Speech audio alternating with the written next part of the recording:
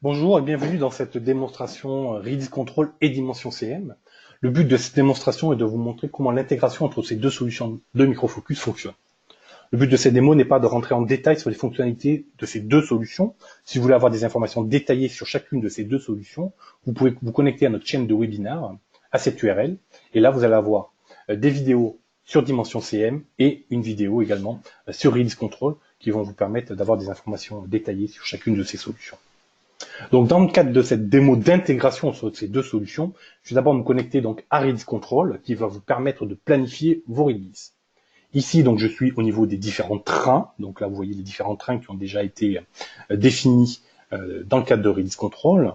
Et donc, dans le cadre de cette démo, je vais aller créer un nouveau train. Au niveau des trains, il y a deux types de trains.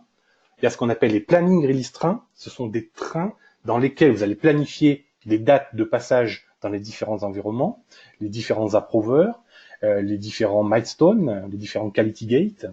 Et ce train aura juste pour but, sera juste à finalité de planning.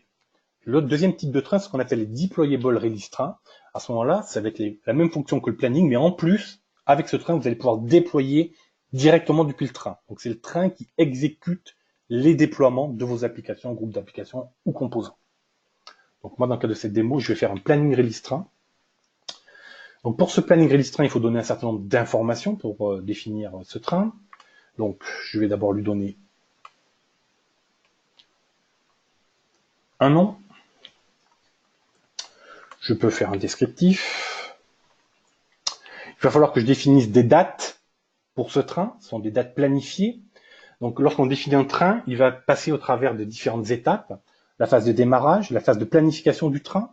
C'est le moment où je vais définir le scope du train, les différentes applications, groupes d'applications, composants qui vont venir dans ce train. La phase de développement, donc là, l'équipe de dev prend la main pour faire le développement des différentes parties embarquées dans le train. La phase de QA, la phase de mise en prod. Donc là, on va dire qu'on est sur un train de base trimestrielle, et donc là, j'utilise les valeurs prédéfinies qui vont me définir des dates prévisionnelles pour ce train. Je crée le train. Donc, au moment de la création du train, je vais donc avoir un certain nombre d'informations qui vont m'être présentées, qui caractérisent ce train. Donc, je suis bien en phase de planning du train. Mon train est à l'état vert pour l'instant, évidemment, j'ai pas de problème dessus. Et le but du train est d'arriver en production dans 91 jours. Pour l'instant, je n'ai rien embarqué dans le train. Ce qu'on embarque dans le train, c'est ce qu'on appelle des release packages. C'est ça qui va aller mapper les applications, composants, groupes d'applications, en fonction de ce que vous souhaitez mettre dans votre train. Dans cet onglet-là, vous allez pouvoir définir les quality gates, qui s'appellent donc les exit criteria, qui sont en fait quelles sont les personnes ou groupes de personnes qui vont devoir approuver le passage du train d'un état à un autre, donc de développement à QA, de QA à prod. Donc c'est ici que vous définissez ces différents groupes de personnes. Dans cet onglet-là, vous pouvez définir par exemple les milestones, donc quels sont les événements du train qui doivent survenir au cours de l'avancement de ce train. Par exemple, est-ce que dans le cadre de ce train, il faut prévenir par exemple, les utilisateurs finaux.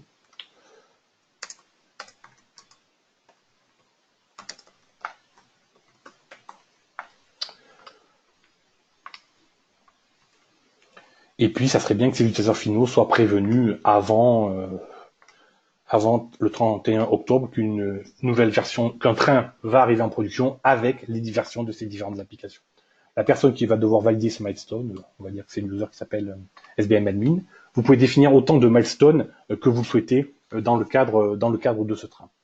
Donc, dans ce train, je vais embarquer deux versions d'applications. Ça pourrait être un groupe d'applications ou des composants. Ça dépend de la granularité de ce que vous souhaitez déployer. Donc, je vais créer deux release packages. Donc, comme c'est un train de type planning, ce sont ces release packages que l'on va déployer. Ça aurait été un train de type déployable. Ça aurait été le train qui aurait exécuté les opérations de déploiement. On va dire que dans le cadre de ce train, j'ai deux versions d'applications qui vont être embarquées. Une, par exemple, qui concerne le mainframe, et une autre qui va concerner le distribué. Dans celle qui concerne le mainframe, je vais dire que le type de ce release package, c'est un type urgent. Le fait de choisir urgent, ça va conditionner le chemin vers la production. Donc là, comme j'ai choisi urgent, au niveau du paramétrage, j'ai défini que quand c'est urgent, on faisait juste intégration de prod.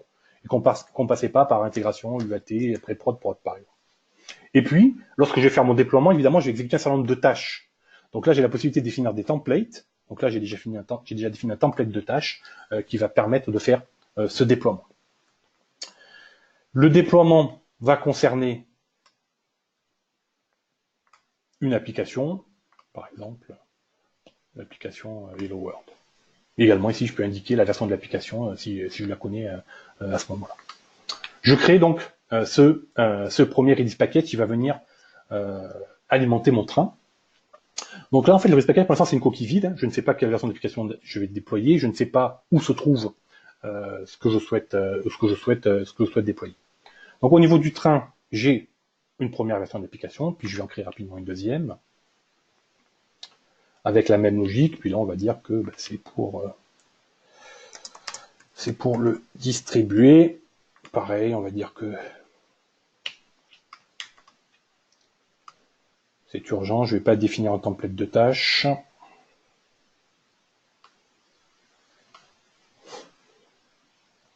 Et puis on va faire int production. Et puis on va dire que normalement ce deuxième release package devrait concerner l'application Capri par exemple.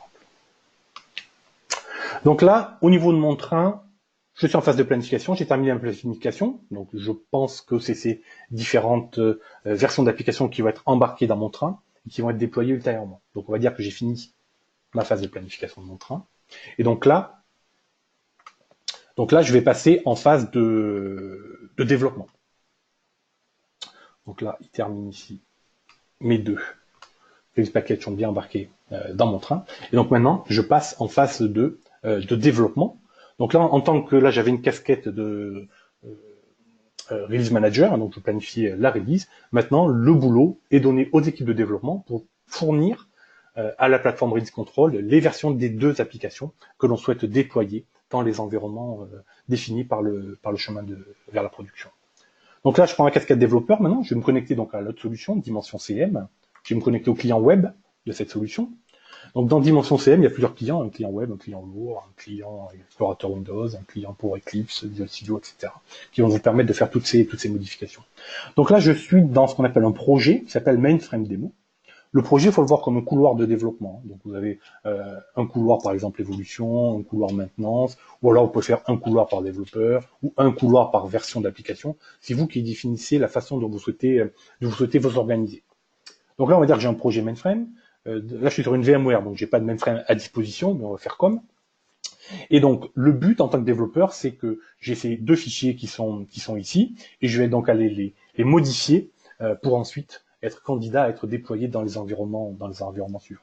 Pour les modifier, je vais les sélectionner, et puis je vais donc les descendre sur mon espace de travail. Ça aurait été pour du vrai mainframe. Là, cette opération-là aurait eu pour but d'aller alimenter les PDS sur le mainframe. Ensuite, vous aurez pu modifier sur les différents PDS, et ensuite, vous les aurez remontés. Dans le cadre du distribué, à ce moment-là, vous descendez sur du Linux ou du Windows. Donc là, les fichiers en fait étaient déjà descendus sur le disque, c'est pour ça que j'ai eu ce message-là. Donc ils sont ici sur mon disque. Je vais, en tant que développeur, donc je vais aller modifier ces deux fichiers. Donc là, on va mettre septembre. Donc là, je modifie mon premier fichier. Je vais faire la même chose dans le deuxième. Bon, là, c'est de JCL, mais bon, peu importe. Donc là, j'ai modifié ces deux fichiers sur mon disque et je vais maintenant les remonter dans Dimension CM. Donc je reviens ici. Dans Dimension CM, ici, j'étais dans la vue Folder and Item qui me montrait ces fichiers. Ici, j'ai une vue Work Area qui me permet en fait de regarder, de visualiser le contenu de ce qu'il y a sur mon disque. Donc le contenu de ce répertoire, ici. Qui est différent, vu que je viens de modifier les fichiers, du contenu qu'il y a dans Dimension CM, qui est ici. Donc je vais remonter dans Dimension CM cette modification. Donc je sélectionne ces deux fichiers que je viens de modifier et je le remonte dans Dimension CM. Là, il va me détecter donc que ces deux fichiers ont été modifiés. Et puis dans mon commentaire, je vais mettre par exemple correction de l'anomalie 101. Je remonte dans Dimension CM ces modifications. Donc on est en révision 6 pour chacun de ces deux items. Et maintenant, donc je vais regarder dans Dimension CM, on doit être en révision 7. Donc ces deux items ont été remontés dans Dimension. Si j'en ouvre un depuis Dimension, donc là je browse le contenu de Dimension. Si je regarde ici le contenu du fichier, donc là on voit bien septembre. Donc là c'est bien le contenu du fichier qui est sauvegardé dans Dimension CM.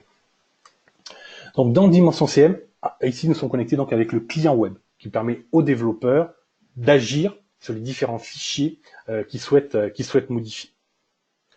Ensuite, on a une autre interface qui s'appelle Pulse, qui va permettre, par exemple, à un profil chef de projet de venir analyser ce qu'a fait le ou les développeurs dans le cadre d'une revue de code. Donc ça, c'est une fonctionnalité qui est offerte par Dimension CM. Donc là, je suis donc dans l'outil qui s'appelle Pulse. Et donc, dans cet outil, vous allez avoir un certain nombre d'informations sur les différents changements qui ont eu lieu aujourd'hui, hier, et différentes opérations qui ont été exécutées dans le contexte de ces changements. Donc là, par exemple, on voit que mardi dernier, il y a eu 7 modifications qui ont été apportées sur cette chaîne de traitement Mainframe Demo. Je vous rappelle, Mainframe Demo, c'est le couloir de développement qui est ici, sur lequel on vient de faire cette modification. Et donc, par exemple, on voit que mardi dernier, il y a eu 3 et 3, 6, 7 modifications du source qui ont été remontées dans Dimension CM. Et puis, à chaque fois, on a le nom de la personne, l'heure à laquelle ça a été fait. Et ici, vous voyez un code couleur. Le code couleur, en fait, ça correspond aux chaînes de traitement. Alors, qu'est-ce que c'est qu'une chaîne de traitement? Vous avez la possibilité, avec Dimension CM, de paramétrer des opérations qui vont s'exécuter automatiquement lorsque, par exemple, un développeur va remonter dans Dimension des modifications, ou alors à une date fixe. Par exemple, tous les soirs, vous voulez exécuter un certain nombre de traitements sur le contenu du référentiel Dimension CM. Donc là, vous avez différents codes couleurs en fonction de ce qui a été effectué par rapport à ce couloir de développement Pularius Mainframe Demo. Donc là, il y a ce petit icône qui vient d'apparaître qui correspond en fait à ce qu'on vient de faire, donc correction de l'anomalie 101. Je vous rappelle, c'est le commentaire que le développeur a mis lorsqu'il a remonté ses sources dans Dimension. Donc là, on peut aller regarder ici en détail ce que vient de faire le développeur. Donc là, j'ai pris la casquette de chef de projet. Donc là, je vois que mon développeur, donc il me dit qu'il a corrigé l'anomalie numéro 101, très bien. Ensuite, qu'est-ce que je peux voir comme type d'information sur cet écran-là? Je peux voir la fameuse chaîne de traitement. Donc la chaîne de traitement, comme je viens de vous l'indiquer, c'est qu'est-ce que j'ai paramétré pour qu'il soit exécuté lorsque mon développeur fait une mise à jour du référentiel. Donc là, on voit que j'ai paramétré un change set summary. Donc ça, c'est une opération standard qui va juste me synthétiser ce que vient de faire mon développeur. Donc mon développeur, il a juste modifié 2 fichiers. Okay. Et puis ici, j'ai paramétré un build. Donc évidemment, on serait sur mainframe, on aurait déclenché un build côté mainframe, et ici on aurait eu le résultat de ce build avec les informations liées à la bonne exécution ou non de cette fabrication côté mainframe. Même chose pour monde ouvert, ici on aurait eu un certain nombre d'informations qui auraient été affichées avec la possibilité d'accéder aux détails de chacune de ces informations. En tant que toujours chef de projet, je continue à descendre, et puis là je vois que donc, les 2 fichiers qui ont été modifiés par le développeur, je vois ici la version N-1, donc c'était la révision 6, vous vous rappelez, et là maintenant je suis en révision 7, et puis ici j'ai surligné ce qui a été modifié pour mes 2 fichiers. En tant que chef de projet, par exemple, je peux interagir avec mon développeur, par exemple pour lui demander pourquoi as-tu fait ça. Donc là en fait j'initie une file de discussion avec mon équipe sur des lignes de code qui ont été modifiées. Évidemment, ce commentaire n'est pas inclus dans le source code, c'est juste géré en tant que metadata dans Dimension CM. Je peux mettre évidemment autant de commentaires que je souhaite sur autant de lignes que je le souhaite. Donc là, je suis en train de faire une revue de code. Donc bon, outre le fait que cette question, on va dire que je suis satisfait de ce que vient de faire, de ce que mon développeur vient de faire. Donc la review, la revue de code en tant que telle, je vais pouvoir la publier pour qu'il puisse y accéder. Et puis, j'ai la possibilité de lui dire ça me va pas, recommence ton développement, livre-moi une nouvelle version, ou alors ça me va, donc je vais dire que bon, cette revue de code, je vais aller l'approuver, la livraison que tu viens de me faire dans le cadre de la correction de l'anomalie 101 me convient, donc ce n'est pas la peine que l'on aille plus loin.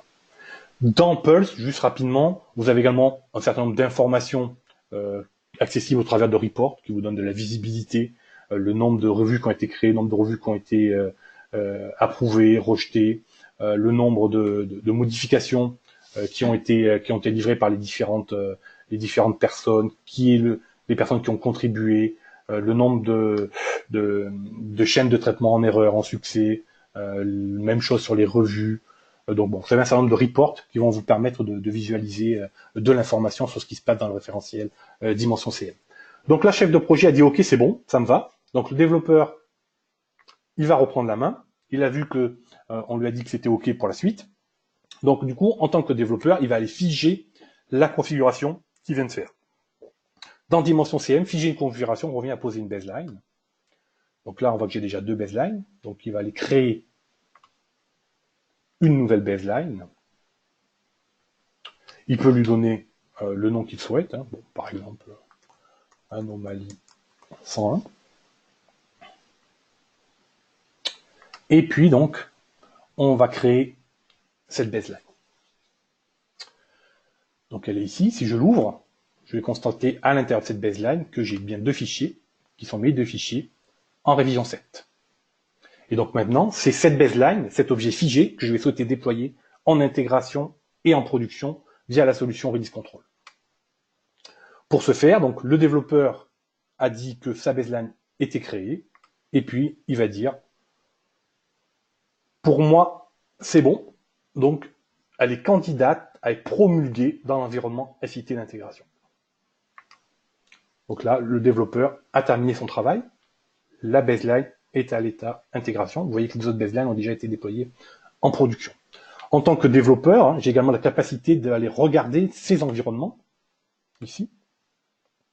Donc j'ai un espace pour l'intégration, un espace pour la production. J'aurais été sur le mainframe ici, j'aurais browsé des PDS, c'est la même chose. Juste pour tout ce qui est interface dimension, que derrière ce soit du mainframe ou du monde ouvert, c'est exactement les mêmes interfaces ici au niveau de dimension. Sauf que derrière, il y aura soit des PDS, soit des répertoires Windows, Linux ou Unix. Donc là, j'ai pas encore déployé en intégration, et je constate qu'en intégration, j'ai déjà ces 2 fichiers, mais qui sont en version 5, et qu'en production, j'ai également ces 2 fichiers qui sont en version 5. Donc le développeur a fini son travail. Donc on va revenir côté Release Control au niveau du train. Donc au niveau du train, vous avez vu qu'on a travaillé que sur un des 2 couloirs de développement, sur une des 2 applications. Et dans mon train, j'avais prévu d'en embarquer 2. Ouais, donc là, on va dire, par exemple, le monde distribué, je suis en phase de développement, le monde distribué aura de toute évidence pas la capacité de nous livrer la version à temps. Donc on va aller descoper, sortir du train ce release package là, parce que de toute évidence, ils ne seront pas prêts. Donc du coup, on va se retrouver donc dans le train avec qu'un seul release package. Donc là, je vais mettre retard. Donc je descope une des 2 applications, et du coup dans mon train, je me retrouve qu'avec un seul release package. Donc on va dire que les développements sont maintenant terminés, et que donc je vais pouvoir commencer le déploiement dans la partie intégration. Pour ça, donc on indique ici que les développements sont terminés. Je suis donc maintenant en QA. Je vous rappelle que j'avais défini tout à l'heure un milestone. Donc là, on peut très bien dire que ce milestone, informer les utilisateurs finaux, ça a été fait, ça a également été fait. Donc on peut dire que je dis que cette opération est effectuée, elle est complète. Donc dans mon train, j'ai cette information comme quoi ce milestone a bien été exécuté. Si je reviens ici dans ma vue timeline, je vais avoir donc la visibilité sur mon nouveau train que l'on a créé, qui est maintenant avancé. Donc c'est ici mon train numéro 8. Ici, si j'ouvre, je peux voir que dans mon train, je suis toujours à 91 jours de la prod, et puis ici, je retrouve le package qui est dans mon train. Donc, ce train est en QA, mon milestone, j'en avais défini qu'un, est terminé. Donc maintenant, comme je suis en QA et que j'ai défini que c'était un train qui n'était pas de type déployable, donc je ne pouvais pas déployer directement depuis le train, je vais aller ouvrir le fameux release package que l'on avait créé lorsque le train était en phase planification.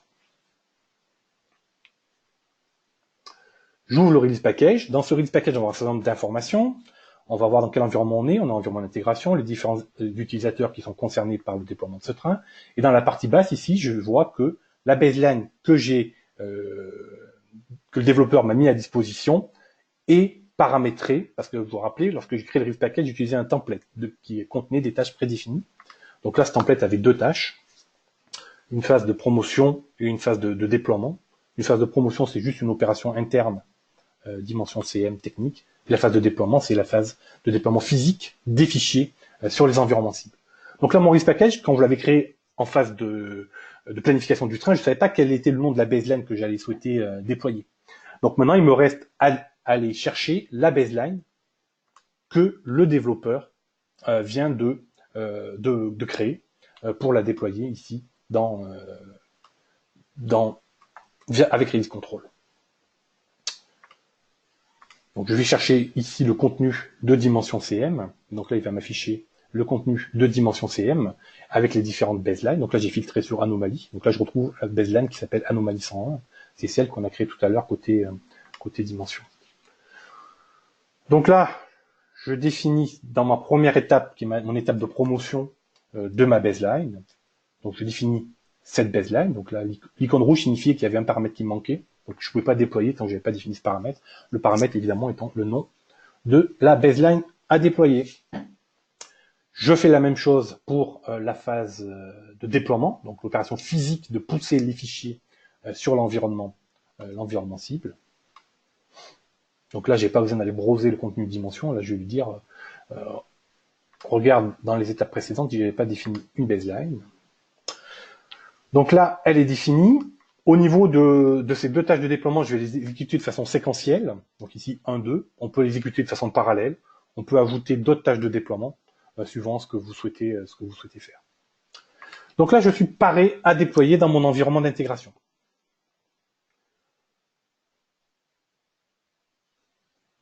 Évidemment, là, je suis en train de faire manuellement toutes ces opérations. On aurait très bien pu imaginer que ce soit fait de façon automatique. On met à disposition un certain nombre de web services qui permettent d'automatiser toutes ces opérations et qui permettent d'accélérer en fait le paramétrage. Donc là, le prochain environnement, c'est donc l'intégration. Je vous rappelle que le chemin de déploiement, c'est intégration-production. Donc là, on va en intégration et on va pouvoir déployer. Donc là, vous voyez, je fais avancer le release package et le train tout le temps avec le même utilisateur. Évidemment, dans la vraie vie, vous allez paramétrer des rôles différents qui vont être associés potentiellement à des groupes ou à des utilisateurs différents. Donc là, dans le cadre de la démo, je fais tout avec le même utilisateur. Donc, mais évidemment, dans la réalité, ce seront des personnes qui auront des casquettes différentes, qui feront ces différentes opérations. Je lance le déploiement. Donc, qu'est-ce que ça va faire? Ça va appeler dimension et ça va exécuter le déploiement depuis dimension. Dans dimension CM, il y a une fonctionnalité de déploiement qui permet donc d'exécuter ces opérations de déploiement. Donc là, je suis toujours dans Release Control. On voit que je suis en phase de déploiement. Dans la partie basse, on va voir où est-ce que ça en est, quelles sont les différentes tâches. Donc pour l'instant, not started, il n'y a rien qui est démarré. La première phase de promotion qui est juste d'indiquer de changer un état de la baseline dans dimension, c'est juste une opération technique interne dimension qui est obligatoire dans le cadre de l'interface entre dimension et release control. Et là, on lance le déploiement de la baseline. Donc là, ça appelle dimension et dans dimension, ça va aller pousser donc les fichiers dans l'environnement cible. On va donc attendre que ça se termine. Terminé. Donc là, au niveau du release package, il va changer d'état. Il était à l'état deploying. Donc là, au niveau du release package, il va passer à l'état suivant, qui est l'état déploiement complété. Si je regarde côté dimension ce qui s'est passé, donc ici, je vous rappelle les deployment areas, si je regarde dans le contenu, tout à l'heure c'était la version 5 qui était à disposition, maintenant on voit que j'ai la version 7 qui est sur mon environnement des cités. Si je regarde la prod, on est toujours en version 5. Donc là, la version 7, en fait, c'est un espace physique qui est défini sur mon disque, qui est défini dans un autre répertoire. Donc là, si je peux aller regarder, vérifier que ici, nous sommes donc bien le 27 septembre. Donc c'est bien la modif qui a été poussée dans mon environnement d'intégration. Donc Release Control a bien poussé cette modification dans mon environnement d'intégration. Donc là, normalement, il y a votre équipe de QA qui doit aller valider cette version d'application qui a été poussée dans votre environnement d'intégration. Et ensuite, suivant le profil que vous avez, vous allez dire ce que je viens de pousser dans l'intégration, c'est OK ou c'est KO en termes de testing, hein, pas en termes de déploiement physique. Hein. Si le déploiement physique s'était mal passé, ici le package serait passé en failure. Ça veut dire que l'opération technique de pousser les fichiers se serait mal passée. Donc là, ça s'est bien passé, l'opération technique de pousser les fichiers. Les équipes de QA ont fait leur travail et puis elles ont dit OK pour moi. Cette version peut continuer son chemin au travers du pipeline d'environnement et donc aller jusqu'en production. Donc là, je suis toujours au niveau du release package hein, qui est embarqué dans le train. Je vous rappelle que le train est toujours à l'état QA. Donc là, au niveau du release package, on passe en prod, mais au niveau des paramétrages, j'ai défini une approbation. Ça veut dire que je ne peux pas déployer en production sans que quelqu'un qui a le bon rôle me donne l'autorisation de déployer en production. Simultanément, la personne en charge de la release, donc en charge du train, qui est référencé ici, va pouvoir dire, OK, ce train a terminé la phase de QA. Donc je vais dire, là je suis revenu au niveau du train, hein, donc, que j'ai ouvert, hein, avec le fameux release package sur lequel on est en train de travailler.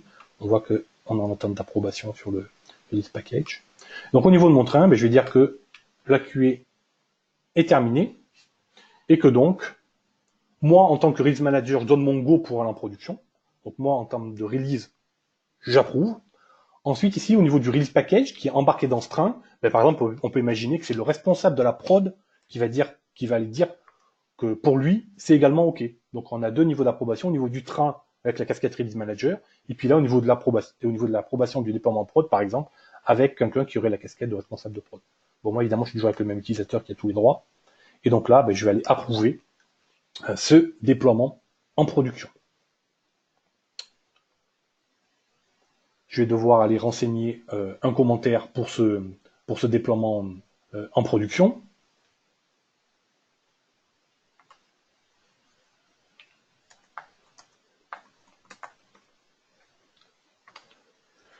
Et donc là, de la même façon que tout à l'heure, mon release package maintenant est prêt pour être déployé dans la production. Ready to deploy, on peut imaginer que c'est une autre personne qui a le droit de faire ce déploiement, pas la même qui a fait le déploiement en intégration, ou alors c'est la même, ça va dépendre de ce que vous souhaitez faire. Et donc là, je vais démarrer le déploiement comme tout à l'heure. Et donc maintenant, le but, ça va être de pousser les fichiers dans l'environnement d'intégration. Donc de la même façon que tout à l'heure, je vais regarder les différentes tâches de déploiement liées à cet environnement. Je vous rappelle, il y a toujours deux tâches, tâche de promotion, tâche de déploiement, donc déploiement en cours. Ici, je regarde dans les tâches de déploiement, je vais retrouver mes deux tâches, la tâche de promote, la tâche de déploiement. Le promote est en cours.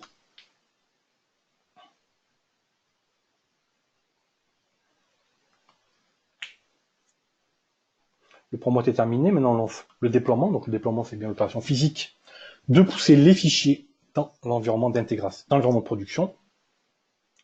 Même chose que pour l'intégration, ça aurait été du mainframe, on aurait poussé sur des PDF mainframe, dans le cadre de ma démo, je pousse sur ma VMware en local. Donc là, au niveau du release package, au niveau release control, dans le release package, donc ce déploiement, c'est terminé. Déploiement terminé.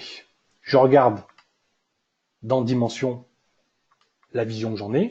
Donc là, dans l'environnement d'intégration, on était avec la révision 7, et maintenant, du coup, dans l'environnement de production, on a également les versions 7 qui ont été poussées. Je vérifie sur mon disque, donc là j'étais en SIT, donc j'ai poussé normalement ici. Donc bien le 27 septembre, et puis là on va retrouver normalement, voilà, les modifications qui ont été poussées dans cet environnement de production. Pour terminer, on peut imaginer qu'au niveau de release control, j'ouvre mon train, et puis je vais aller indiquer que le train s'est correctement déployé dans l'environnement de production. Tout OK.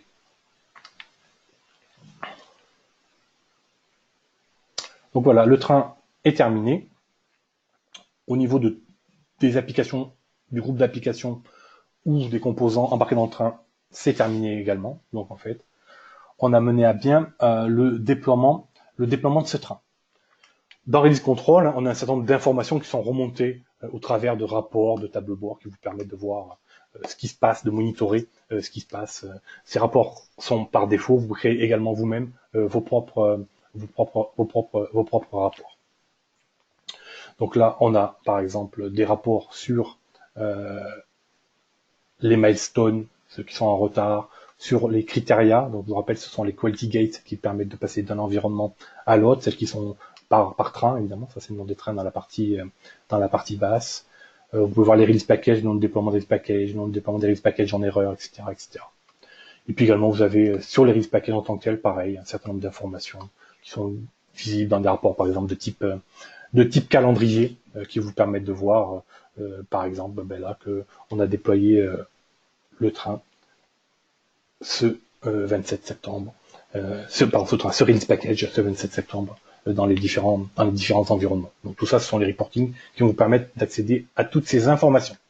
Je vous remercie d'avoir suivi cette démonstration sur l'intégration entre la solution Release Control et la solution Dimension CM de Microfocus. Merci, bonne journée à vous.